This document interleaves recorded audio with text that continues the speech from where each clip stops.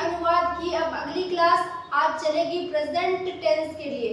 पिछले क्लास में हम पढ़े थे प्रेजेंट टेंस के कंप्लीट स्ट्रक्चर को, उसको सभी नियमों को एक फ्रेम में रख के एक चार्ट के माध्यम से हमने एक साथ कवर कराया था, ताकि सभी प्रेजेंट की जो चारों पार्ट है उसकी पहचान आपको एक जगह एक साथ नोट हो जाए, ताकि पहचानने में तो कोई गड़बड़ी ना हो। साथ में उस चार्ट में मैंने बहुत अच्छे से सारे नियम पहचान के, सहायक क्रियाओं के, क्रिया का क्या हाल चाल रहता है, इन सभी चीजों को उसमें करा दिया था।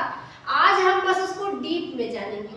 जो वहां पे हमने ओवरव्यू मिला के लिखा था एक साथ सभी पार्ट का प्रेजेंट का, तो उसको आज हम एक टेंस उसका पढ़ेंगे, यानी कि प्रेजेंट का ही पहला पार्ट जो है प्रेजेंट इंडेफिनिट का पूरा हम एनालिसिस आज करेंगे इस वीडियो के अंदर।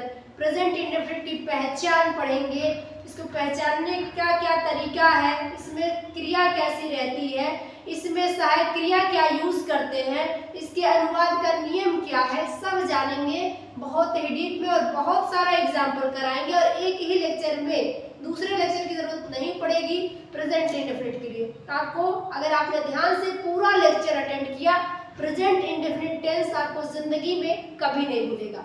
आइए बढ़ते हैं आगे। इंग्लिश ट्रांसलेशन में हम आज जानेंगे प्रेजेंट इंडेफिनिट टेंस की पहचान क्या होगी, इसके बारे में पूरा स्टडी करेंगे। क्या क्या हमें जानना है थोड़ा सा देखेंगे। पहले हम इसकी पहचान को देखेंगे। पहचानना जैसे ही हमें आ गया, हम इसके मेन हेल्पिंग वर्ब पे चर्चा कर लेंगे। हेल्पिंग वर्ब जानने के बाद इसके वर्ब पर चर्चा करेंगे, और उसके बाद अनुवाद का इसका नियम, इसके ट्रांसलेशन का इसका जो रूल होगा वो देखेंगे। फिर इसके अलग अलग सेंटेंस देखेंगे, जिसमें असर्टिव हो गया, निगेटिव जिसके अंदर आता है, और अफर्मेटिव, निगेटिव प्लस अफर्मेटिव, इसके साथ इंट्रोगेटिव, इन सभी पे चर्चा करेंगे जो भी पॉइंट्स यहाँ लिखे हुए हैं। और इसके बाद हम सबसे लास्ट में देखेंगे एग्जाम्पल्स। सबसे लास्ट में हम एग्जाम्पल करेंगे, वो भी ढेर सारा। इतना एग्जाम्पल करेंगे ताकि ये जो भी बातें यहाँ लिखी है सब के सब दिमाग में बैठ जाए। पहचान से लेकर के इसके अनुवाद तक के सभी बातें आपके दिमाग में आ जाएगी इस एग्जाम्पल के माध्यम से। तो लास्ट में हम एग्जाम्पल करेंगे, वो भी बहुत ज्यादा, हर टाइप के सेंटेंस को जानेंगे। इसका इंट्रोगेटिव, अफर्मेटिव, निगेटिव जितने भी होंगे सब बताएंगे। चलिए आगे बढ़ते हैं, हम वन बाय वन करके सभी पे अच्छे से स्टडी करते हैं।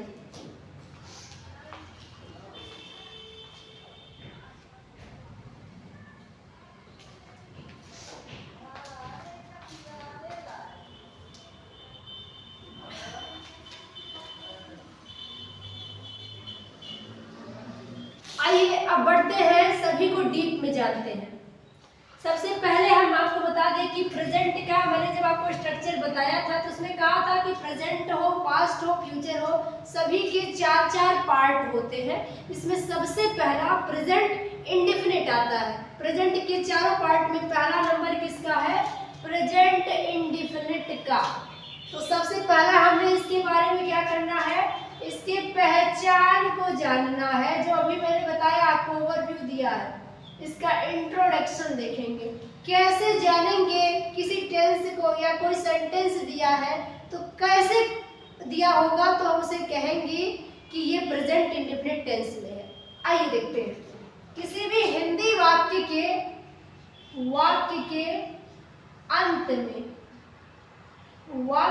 अंत में यदि क्या दिया हो, ता है, ती है, ते है दिया होगा, तो ये प्रेजेंट इंडेफिनिट टेंस कहलाएगा। किसी भी हिंदी वाक्य के अंत में, प्रेजेंट टेंस में है तो लास्ट में रहता ही है, उसके पहले अगर ता, ती, ते भी है तो ये प्रेजेंट इंडेफिनिट कहलाएगा। ठीक है, कोई भी वाक्य है हिंदी में का, उसके वाक्य के अंत में ता है, ती है, ते है, तो हम उसे फटाफट से पहचान लेंगे कि यही प्रेजेंट इंडेफिनिट टेंस है। कुछ उदाहरण देखिए इसका। क्या, फॉर एग्जाम्पल यहाँ पे वह किताब पढ़ता है, पढ़ता है।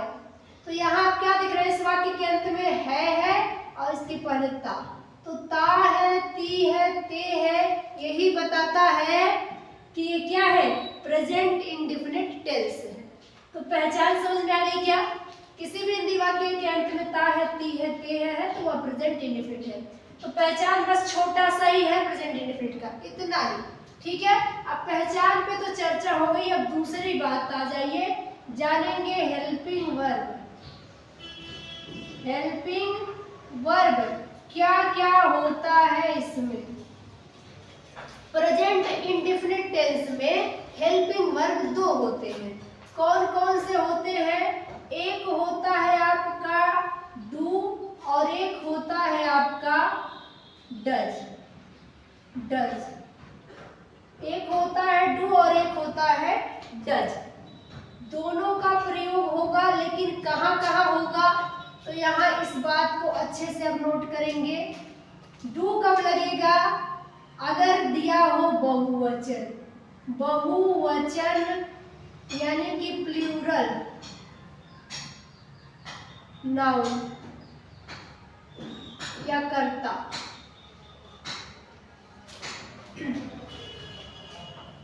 प्लूरल सब्जेक्ट या कर्ता। कभी भी अगर कर्ता बहुवचन का दिया होगा तो वहां पे हम क्या लगाएंगे? डू का प्रयोग करेंगे प्रेजेंट इंडेफिनिट टेंस में। और अगर कर्ता एक वचन दिया होगा, एक वचन, तो वहां यानी कि सिंगुलर, सिंगुलर सब्जेक्ट अगर कहीं देगा तो हम क्या कर देंगे? सिंगुलर में हम डज का प्रयोग करेंगे, बहुवचन में डू का और एक वचन में डज का। अब ये भी तो जान लें कि बहुवचन में आएगा कौन कौन, तो थोड़ा सा और यहाँ देखेंगे, मैं बता दूं कुछ एग्जांपल्स।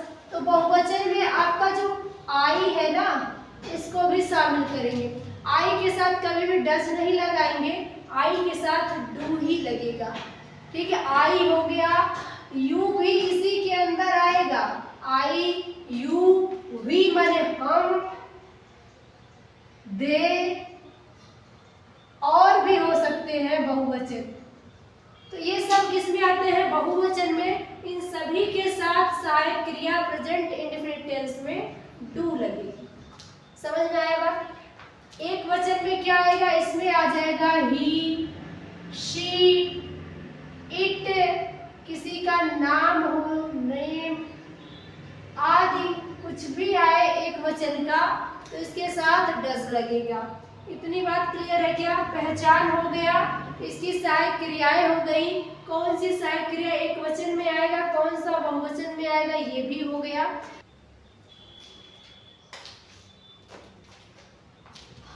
आइए अब यहाँ से आगे बढ़ते हुए अब इसके वर्ब पे चर्चा करेंगे। मेन इसका क्या आ जाएगा? वर्ब। वर्ब में क्या होगा? इसमें वर्ब दो कैटेगरी में बटेगा। कैसी कैटेगरी आएगी? पहली ये कैटेगरी होगी सिंगुलर के लिए, सिंगुलर, सिंगुलर सब्जेक्ट के लिए, और दूसरी कैटेगरी होगी प्लूरल। प्लूरल सब्जेक्ट अगर होगा तब वर्ब क्या होगा? ये हम किस में करेंगे? वर्ब का हालचाल हम किस में ले रहे हैं? अफर्मेटिव वाक्य। अफर्मेटिव वाक्य मतलब क्या होता है? स्वीकारात्मक वाक्य के लिए हम बात अगर करें तो स्वीकारात्मक वाक्य यानी कि हम कह सकते हैं पहला वाक्य, फर्स्ट सेंटेंस जो होता है। वर्ब इसमें क्या रहेगा, कैसा रहेगा? अगर वाक्य सिंगुलर है, सिंगुलर सब्जेक्ट वाला वाक्य है, तो उसके वर्ब में क्या होगा? मेन वर्ब में यस या ईएस लग जाएगा। और अगर अफर्मेटिव वाक्य में वर्ब कैसा होगा? अगर प्लूरल सब्जेक्ट हो तो वर्ब का फर्स्ट फॉर्म आएगा। ठीक है, यानी यस या ईएस नहीं लगेगा, यस या ईएस नहीं लगेगा वर्ब में। और इसमें लगेगा, लगेगा तो एक एग्जांपल देख लेते हैं। एक एग्जांपल में देखते हैं क्या होगा। जैसे गो से क्या बन जाएगा, गो में ईएस जुड़ जाएगा तो क्या बन जाएगा, गोज हो जाएगा। लेकिन वही गो इसके लिए क्या रहेगा, इसके लिए गो ही रह जाएगा। क्लियर है? क्या होगा वर्ब का, अफर्मेटिव वाक्य यानी पहला वाक्य, स्वीकारात्मक वाक्य में क्रिया अगर सिंगुलर सब्जेक्ट के लिए आएगी प्रेजेंट इंडेफिनिट टेंस में तो उसमें यस या ईएस लगेगा, जबकि बहुवचन में यस या ईएस नहीं लगेगा, जो का त्यों क्रिया रहेगा फर्स्ट फॉर्म में। तो बोर्ड पर प्रेजेंट इंडेफिनिट टेंस की पहचान लिख दिया, मैंने बता दिया आपको। इसकी हेल्पिंग वर्ब दो होती है, डू और डज, इसमें बता दिया बहुवचन और एक वचन का खेल, कौन बहुवचन कौन एक वचन, साथ में क्रिया क्या होगी, कहाँ यस या ईएस लगेगा ये भी बता दिया। ये केवल आप ध्यान रखिएगा, केवल फर्स्ट सेंटेंस में होता है, अफर्मेटिव वाक्य की बात हो रही है। सेकंड में क्या होगा, दूसरे वाक्य जैसे ही वाक्य नेगेटिव बनेगा, इंट्रोगेटिव बनेगा, वहां यस या ईएस तुरंत हट जाएगा। तो यहाँ पे नोट में आप लिख सकते हैं, इसको नोट में लिख लीजिएगा कि शेष सभी वाक्यों में यस या ईएस क्रिया में नहीं लगाएंगे, क्रिया में नहीं लगाते हैं, मतलब केवल अफर्मेटिव वाक्य के लिए ही यस या ईएस लगेगा। जैसे ही वाक्य नेगेटिव बन गया तो यहाँ एक वचन रहे चाहे बहुवचन रहे, वो फर्स्ट फॉर्म में ही क्रिया रहेगी, यस या ईएस तब हट जाएगा, गो का गोज नहीं होगा, तब गोज फिर से यस या ईएस हट के गो बन जाएगा। आई होप यहाँ तक बात आपको समझ में आ गई होगी। तो आई होप यहाँ तक बात समझ में आ गई होगी। अब एक और बात आपको ध्यान देना है, ये जो सहायक क्रिया मैंने आपको पढ़ाया, डू और डज लगता है प्रेजेंट इंडेफिनिट टेंस में, ये पहले ही वाक्य में नहीं लगता है, ये कभी भी फर्स्ट सेंटेंस यानी अफर्मेटिव में नहीं लगता है, ये सेकंड सेंटेंस यानी नेगेटिव से शुरू होता है। नेगेटिव वाक्य में डू डज लगेगा, इंट्रोगेटिव में लगेगा, अफर्मेटिव में नहीं लगता है। यहाँ पे आप चाहे तो इसको भी लिख दीजिएगा कि ये अफर्मेटिव सेंटेंस के लिए नहीं है, या फिर अभी जब एग्जांपल लेंगे तो वहां से भी आपको क्लियर हो जाएगा कहाँ से डू डज लगना शुरू होगा। पहले वाक्य में डू या डज नहीं लगता है, ठीक है। तो जल्दी से इसका अच्छा सा स्क्रीनशॉट ले लीजिए ताकि अब हम एग्जाम्पल को करें, ताकि जो बात लिखा है वो अच्छे से दिमाग में बैठ जाए।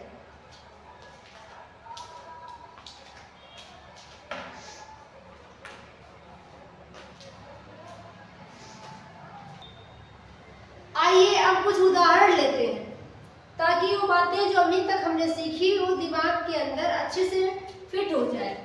यहाँ पर कुछ एग्जाम्पल्स हम लिए हैं, इसके बाद भी आपको हर टाइप के सेंटेंस इंट्रोगेटिव, नेगेटिव, अफर्मेटिव सब पे बताएंगे। अभी फिलहाल कुछ एग्जाम्पल करते हैं। तो यहाँ पे पहला नंबर जिस क्रम में मैंने समझाया उसी क्रम में आप सेंटेंस में देखिए। सेंटेंस में पहले आप पहचान ढूंढिए। तो सबसे पहला काम तो यह होगा कि सेंटेंस की पहचान करें। सेंटेंस कैसे पहचानेंगे, दिया है मोहन एक पत्र लिखता है, वाक्य के अंत में देख लेंगे ता है कि नहीं है ना यहाँ पे। तो यही पहचान तो हमने बताया, ता है, ती है, ते है, यही होता है प्रेजेंट इंडेफिनिट टेंस की पहचान। तो यानी प्रेजेंट टेंस का इंडेफिनिट वाला पार्ट ये है, ये तो क्लियर है। फिर कैसे बनेगा इसका वाक्य, मोहन एक पत्र लिखता है। किसी भी वाक्य का लिखने का क्रम मैंने पिछले लेक्चर में इसीलिए बता दिया था कि किसी भी अनुवाद को बनाते समय पहले कर्ता ढूंढते हैं। ये सारी चीजें हम पीछे करा चुके हैं अनुवाद सीरीज में ही, तो वीडियो के डिस्क्रिप्शन में लिंक है, अगर कोई क्लास मिस हुआ है तो वहां से आप अच्छे से अटेंड कर सकते हैं। तो क्या है, पहले कर्ता लिखेंगे क्योंकि यहाँ पे ये वाक्य अफर्मेटिव है ना, तो मोहन एक पत्र लिखता है तो मोहन करता है, मोहन लिखिए मोहन। अब उसके बाद क्या लिखेंगे, क्रिया। मोहन लिखता। सहायक क्रिया जो अभी डू या डज हमने आपको बताया, वो क्या बताया, दूसरे वाक्य से लगना शुरू होता है, पहले ही वाक्य में नहीं लगता। तो मोहन लिखने की अंग्रेजी होती है राइट, लिखने की अंग्रेजी राइट होती है। लेकिन हम क्या बताए, क्रिया में अगर एक वचन करता है तो यस या ईएस जुड़ जाता है। तो मोहन एक नाम ही तो है, अब नाम क्या है, एक वचन होता है, एक वचन कर्ता के साथ क्रिया में यस या यस लगेगा, तो राइट में लग जाएगा यस। तो मोहन राइट्स, राइट्स देखिए यस लग गया, writes a letter, Mohan writes a letter, Mohan एक पत्र लिखता है। बात समझ में आ रही है क्या? यहाँ पे एस लगा क्यों, क्योंकि मोहन एक वचन था। अगले वाक्य को करें, वह मुझे गाली देता है, वह मुझे गाली देता है। पहले पहचानेंगे ता है ती है, तो यहाँ से क्लियर है कि ये प्रेजेंट इंडेफिनिट है। अब वह कि यहाँ देता है, यहाँ से क्लियर हो रहा है कि वह लड़का है, तो वह की अंग्रेजी क्या होगी, ही। एब्यूज माने होता है गाली देना, ये क्रिया होती है गाली देना की अंग्रेजी एब्यूज। तो यहाँ पे वह क्या है, एक वचन है कि बहुवचन है, एक वचन है ना, तो उसकी अंग्रेजी में क्रिया में यस या यस लगेगा। एब्यूज का क्या हो जाएगा, एब्यूजेज, एब्यूजेज मी, मैंने मुझे गाली देता है, तो ही एब्यूजेज मी, फुल स्टॉप। क्लियर है, आसान है, बस थोड़ा सा आपको प्रैक्टिस की जरूरत है। अगले वाक्य पे चले। अगला वाक्य दिया, तुम मेरी सहायता करते हो, यहाँ भी ताते ते फिर है आया, तो ये क्या है, प्रेजेंट इंडेफिनिट है। तो तुम की अंग्रेजी यहाँ करता तुम है, तो यू हो जाएगा यू। अब आगे क्रिया आएगी, क्रिया, तो क्रिया में यस या यस लगेगा यहाँ कि नहीं, ये क्लियर करिए। यू किसमें बताई हूँ मैं, यू बताई हूँ बहुवचन में आएगा, आई, यू, वी, दे, ये बहुवचन होता है। तो इसमें क्या क्रिया में यस या यस बताया था, नहीं बताया था, एक वचन में खाली। तो यू सहायता करना क्रिया है, इसकी अंग्रेजी होता है हेल्प, और हेल्प में अब यस या यस नहीं लगेगा क्योंकि यू बहुवचन है। तो you help me, you help me, तुम मेरी सहायता करते हो। यहाँ पे एस या यस नहीं लगा, एस में, हेल्प में, क्योंकि ये बहुवचन था। फिर मैं तुम्हारी पुस्तक पढ़ता हूँ, ये भी वही टेंस है। आई यहाँ अंग्रेजी हो जाएगी मैं की, तो आई रीड माने पढ़ना, आई किस में बताया था, इसमें रीड में यस या यस लगेगा कि नहीं, कंफर्म करिए। आई क्या होता है, आई, वी, दे, बहुवचन के साथ, ये बहुवचन में आएंगे तो यस या यस क्रिया में नहीं लगता है, बताया था। तो आई रीड केवल होगा, I read your book, your book. Clear है, नहीं लगेगा यस या यस, इन दोनों में लगा क्योंकि एक वचन थे, यहाँ नहीं लगा क्योंकि बहुवचन है। तो यस या ईएस वाला कॉन्सेप्ट मुझे उम्मीद है आपको अब समझ में आ गया होगा कि कहाँ लगेगा कहाँ नहीं। और केवल पहला वाक्य हमने सबका लिया है, दूसरे वाक्य से कहीं नहीं लगता, यस या यस हट जाता अगर ये निगेटिव हो जाता। अगर यही वाक्य होता मोहन एक पत्र नहीं लिखता है, तो मोहन अब अगले वाक्य में क्या आ जाती, सहायक क्रिया भी आएगी और यस या यस को हटा के लेके भी जाएगी। ठीक है, तो ये ध्यान रखिए। और यहाँ पे क्रम अगर हम एक बात करें वाक्य बनाने का क्रम क्या होगा, तो पहले हम लिखेंगे कर्ता प्लस वर्ब, किसके लिए, पहले वाक्य में, फर्स्ट सेंटेंस में कर्ता प्लस वर्ब, उसके आगे फिर ऑब्जेक्ट लिख देंगे, उसके आगे ऑब्जेक्ट लिखेंगे। तो बात समझ में आ गई। अब हम यहाँ तक बढ़ चुके हैं, तो अब हम कुछ ऐसे वाक्यों को लेंगे जिन वाक्यों को हम एक ही वाक्य से 6 प्रकार के वाक्यों का अनुवाद सिखाएंगे। यानी ये जो वाक्य दिख रहा है ना, हमने तो एक एक का ही यहाँ किया, अब इसे एक वाक्य से हम 6 प्रकार का, नेगेटिव, इंट्रोगेटिव और भी 2 टाइप का जो इंट्रोगेटिव होता है वो भी इसी से बनाना सीखेंगे, और उसके बाद तब जाके ये आपका टॉपिक कंप्लीट होगा। ठीक है, आइए बोर्ड पे जो भी आपको सेंटेंस दिख रहा है जो पिछला ही है, हमने इसका एक ही तब बनाना सिखाया, अब इसका 6 बनाएंगे। इसी वाक्य का हम 6 तरीके से बनाएंगे। पहले है वाक्य में हम हिंदी भी लिखेंगे और अंग्रेजी भी 6 लिखेंगे। अगले वाक्य से फिर हिंदी वाला स्किप करेंगे, केवल अंग्रेजी वाला लिखेंगे।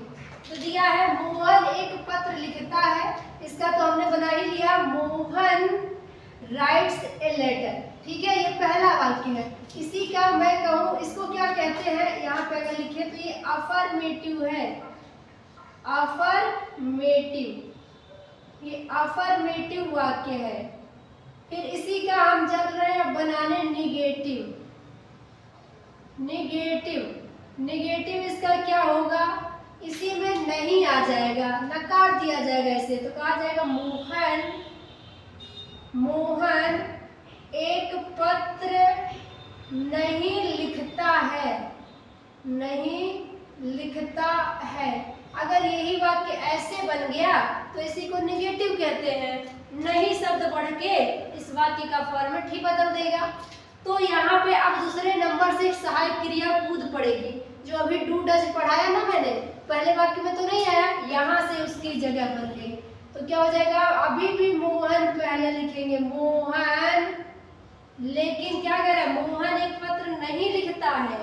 तो मोहन, अब मोहन कितना वचन है, एक वचन की बहुवचन, एक वचन, तो एक वचन के लिए सहायक क्रिया क्या बताई हूँ, डज बताई हूँ। तो मोहन डज, मोहन डज, उसके बाद नहीं आया है तो लगाइए not, Mohan does not.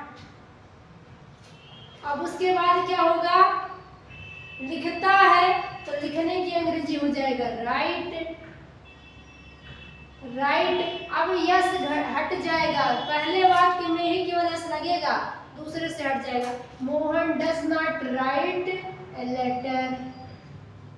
Clear है, दूसरे वाक्य में सहायक क्रिया भी आएगा, नेगेटिव है तो नॉट भी आएगा, एस या एस हट जाएगा। ठीक, आते हैं अगले पे। अब अफर्मेटिव नेगेटिव हो गया, अब इंट्रोगेटिव।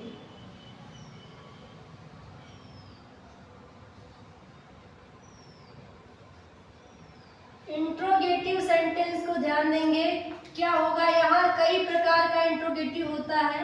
पहला अगर वाक्य क्या से शुरू हो, क्या मोहन एक पत्र लिखता है, लिखता है, तो यहाँ पे इस वाक्य को ध्यान दीजिए, ये ऐसा प्रश्नवाचक वाक्य है जिसका जवाब हाँ या ना में मिलता है। तो ऐसे प्रश्नवाचक वाक्यों की में हम क्या की अंग्रेजी नहीं लिखते हैं। क्या मोहन पत्र लिखता है, इसका जवाब क्या होगा, अगर लिखेगा तो कहेंगे हाँ, नहीं लिख रहा होगा तो कहेंगे नहीं।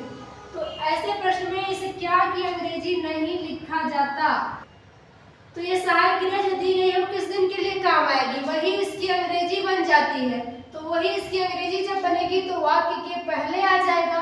तो इसे डज को पहले उठा लाएंगे, डज, डज पहले आ जाएगा, फिर हो जाएगा मोहन, डज मोहन। अब यहाँ नॉट नहीं है, देखिए क्या मोहन एक पत्र लिखता है, does Mohan write a letter, write a letter. अब यहाँ क्वेश्चन मार्क जरूर लगा दीजिएगा, और यहाँ पे आप कहीं एस मत लगाइएगा, केवल पहले वाक्य में लगेगा। ठीक है, अब इसका भी तो नेगेटिव बन सकता है, तो इसका नेगेटिव क्या होगा, क्या मोहन एक पत्र नहीं लिखता है, नहीं लिखता है। इसका अनुवाद क्या होगा, नहीं बढ़ गया तो हम भी नहीं बढ़ाएंगे, क्या हो जाएगा, यहाँ क्या मोहन पत्र लिखता था, लिखता है, तो क्या था हो जाएगा, does Mohan write a letter. यहाँ क्या मोहन एक पत्र नहीं लिखता है, तो क्या हो जाएगा, डज मोहन, नहीं बढ़ गया तो नॉट हम भी बढ़ा दिए, not write a letter, write a letter. Full stop नहीं, क्वेश्चन मार्क लगेगा क्योंकि प्रश्नवाचक वाक्य है। अब ये एक कैटेगरी का हो गया, दूसरे कैटेगरी का होता है WH वाले क्वेश्चन। क्वेश्चन वाले वाक्य, WH वर्ड वाले क्वेश्चन मार्क वाले जो वाक्य होते हैं वो क्या होते हैं? देखिए, मोहन एक पत्र क्यों लिखता है? क्यों लिखता है? यह प्रश्नवाचक वाक्य क्या है? यह जवाब इसका यस या नो में नहीं मिलेगा। मोहन एक पत्र क्यों लिखता है तो उसके रीजन देना पड़ेगा, ना कि हाँ या ना। तो यहाँ इसकी अंग्रेजी लिखनी पड़ेगी। जब भी ये वाक्य के बीच में आएगा प्रश्नवाचक शब्द, इसकी अंग्रेजी लिखनी पड़ती है और शुरुआत भी यहीं से होता है। तो क्यों का अंग्रेजी होता है वाई, तो वाई, और फिर उसके बाद सहायक क्रिया तुरंत आ जाएगी। बाकी यही सेम वाक्य होता है, क्या वाला, केवल वाई बढ़ जाता है। तो वाई डज मोहन नाम है ना, तो कभी भी किसी का नाम लिखे तो वाक्य के बीच में भी हो तो उसे कैपिटल लेटर पहला अक्षर रहेगा।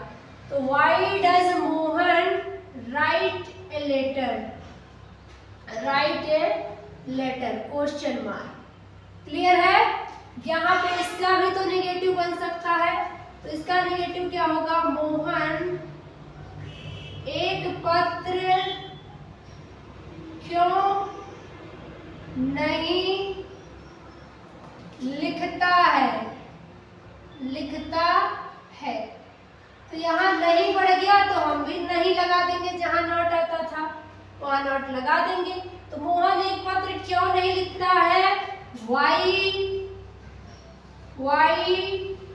डज मोहन, नॉट आएगा अपनी जगह पे क्योंकि नॉट यहाँ भी नहीं आ गया तो नॉट आया। Why does Mohan not write a letter, question mark. तो ये 6 प्रकार के हो गए और इतने ही प्रकार के वाक्य आएंगे। किसी भी सेंटेंस का, किसी भी टेंस के जो वाक्य होते हैं इसी 6 प्रकार के होते हैं। डिपेंड करता है, वहाँ सहायक क्रिया कुछ और हो सकता है, इसमें कुछ और है, लेकिन प्रकार यही है, अनुवाद का क्रम यही है। ठीक है? तो कभी भी इन वाक्यों के, हालांकि मैंने आपको अच्छे से कई बार बताया है कि अफर्मेटिव में कर्ता लिखते हैं तब सहायक क्रिया अगर लगता हो तो लगेगा, फिर क्रिया, फिर ऑब्जेक्ट। इंट्रोगेटिव में वही जो सहायक क्रिया है वो पहले आ जाती है। फिर ऐसे प्रश्नवाचक वाक्य जो बीच में प्रश्नवाचक शब्द आए तो उसकी अंग्रेजी सबसे पहले, फिर सहायक क्रिया, फिर ये होता है। क्रम मैंने पिछले लेक्चर में भी अटेंड कराया है आपको,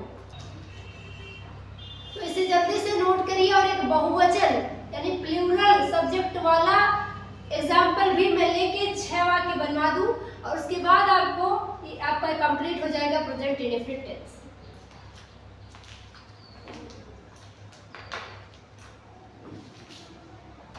तो आइए एक बहुवचन के वाक्य को लेकर के 6 वाक्य इसका भी बनाते हैं ताकि हमारा एक वचन और बहुवचन दोनों का कंप्लीट हो जाए। दिया है, मैं तुम्हारी सहायता करता हूँ, तो क्या हो जाएगा?